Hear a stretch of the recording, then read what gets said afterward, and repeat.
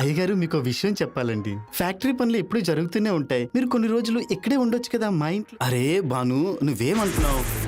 అయ్యగారు, ఈమె నా కూతురు త్రిష స్కూల్లో చదువు చెప్తుంది. మీరందరూ చాలా బలవంత పెడుతున్నారు. ఊర్లో 2-3 రోజులు ఊర్లో ఉండిపోతాను.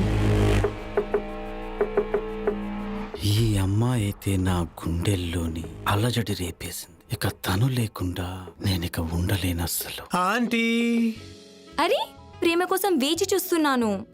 అరే నా మనసు కూడా ఒప్పుకోదుగా మిమ్మల్ని వదిలే దూరం ఉండడానికి. నేనెప్పుడొద్దన్నాను? మా కంపెనీలో లెక్కలు చూసుకోవడానికి ఎవరూ లేరు. మరి నేను అనుకుంటున్నాను త్రిషాని మన కంపెనీలో ఉద్యోగం ఇద్దామని. మేము ఆయన్ని ఎందుకు ఉంచామంటే మీ అన్నయ్య తనకు ఉద్యోగం ఇస్తాడేమోనని. ఇంకా నువ్వేమో నీ ఉద్యోగం కోసం ట్రై చేస్తున్నావా? నెల మొత్తంలో 8,000 సంపాదిస్తున్నాను స్కూల్లో. అదే అయ్యగారు 50,000 ఇస్తున్నారు. నేను ఈ పని చేస్తాను. మీరు ఇక్కడ? నేను అదే ఆలోచిస్తున్నాను, నువ్వు ఒంటరిగా ఉంటావేమో అని. నేను ఒంటరే, మీరు ఒంటరే. మరి ఈ ఆలస్యం ఎందుకు మరి?